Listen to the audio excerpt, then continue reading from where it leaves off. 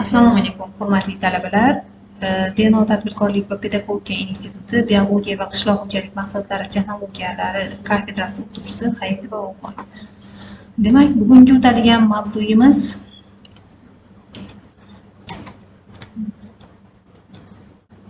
suyakli baliqlar sinfining tashqi va ichki tuzilishi bilan tanishib chiqamiz. Demak, hozir ularning umumiy tavsifi haqida eshitsak, suyakli baliqlar sinfi vakillari yer yuzidagi barcha suv havzalarida tarqalgan. Suyakli baliqlar umurtqali hayvonlar kenjasi orasidagi eng ko'p turlarni, ya'ni 20 mingga yaqin turlarni o'z ichiga oladi. Ayrimlarda ganoid va kosmoid tangachilari rivojlangan. Ularda hech qachon platvoid tangachalar bo'lmaydi. Aynan suyakli baliqlarda jabralari ustidan suyakli jabra qopqog'i bilan yopilgan.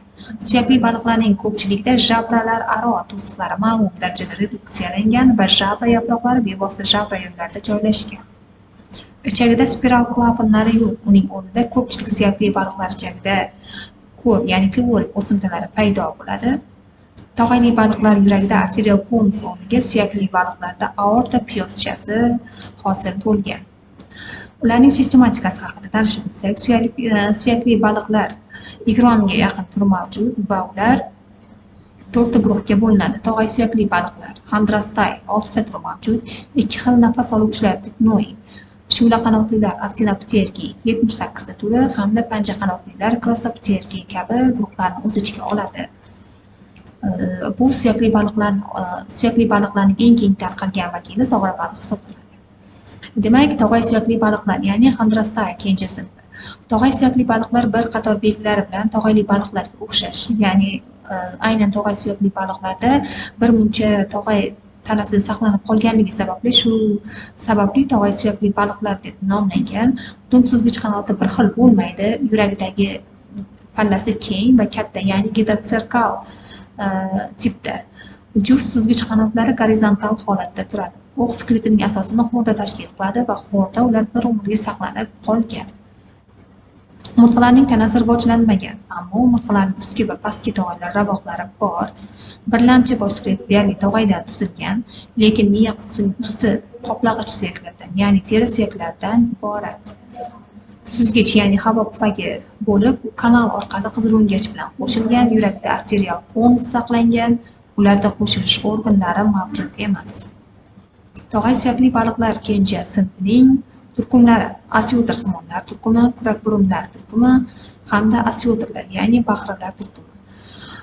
Aynan baqralar turkumi 25 ta turni o'z ichiga oladi va MDH davlatlarida 13 ta turi, O'zbekistonda esa 6 ta turi aniqlangan. Kurakburunlar oilasida 2 ta turi mavjud.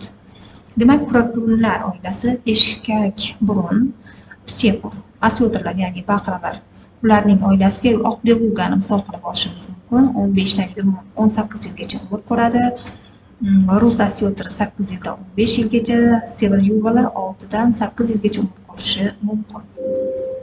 Eshkak burun, Amudaryo katta soxta kurak buruni Qizil kitobga kiritilgan. Beluga, shula qanotlilar kenja sinfiga 20 mingdan ortiq tur kiradi, ya'ni suyakli baliqlar sinfining 97%ni aynan shu kenja sinf tashkil etadi. Asosiy xarakter belgilari apoloskeletining to'liq suyakdan iboratligi, faqat ba'zi joylardagina xondral suyaklar orasida tog'ay saqlanib qolganligi, dumi gamoserkal tipda, ya'ni ba'zi turlarda dum suzgichi reduksiyaga uchragan, og'zi boshning oldingi uchida joylashgan, kloakasi yo'q, gavdasi suyak tangachalar bilan qoplangan. Qalqonli cho'rtan baliqlarda tangachalar suyakdan bo'lmay ganoidli bo'lgan. Jabra pardalarida tutib turadigan shulalari bor, havo pufakchasi yaxshi rivojlangan. Ko'krak va qorin juft suzgich qanotlari tanasiga nisbatan vertikal holatda joylashgan. Tashqi ko'rinishi: shula qanotlilar kenja sinf vakillarining juft suzgichlari sklerli yelpig'ichsimon joylashgan suyak nurlaridan iborat. Kenja sinfining nomi ham aynan shundan olingan. Ko'krak juft suzgich qanotlari gavdasining ikki yonida jabra yoriqlari orasida joylashgan. Qorin juft suzgich qanotlari esa qorin tomoniga o'rnashgan.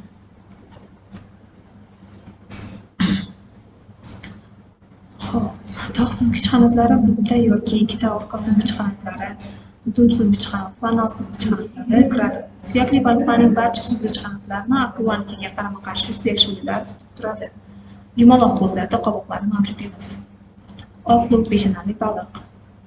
Teri qoplami. Teri qoplami suyakli baliqlarda aytik, ktinoid, gonoid tipdagi qoplamalardan iborat bo'ladi. Suyak tangachilar tomga yopiladigan cherpitsalarda bir-biriga ustiga yotadi. Har qaysi tangacha yumaloqlashgan plastinkadan iborat bo'ladi. Asosiy qismi teri ichida turadi. Bunday tangachani ktinoid tangacha deyiladi. Olapug' osmonlarda ktinoid tangacha bo'ladi.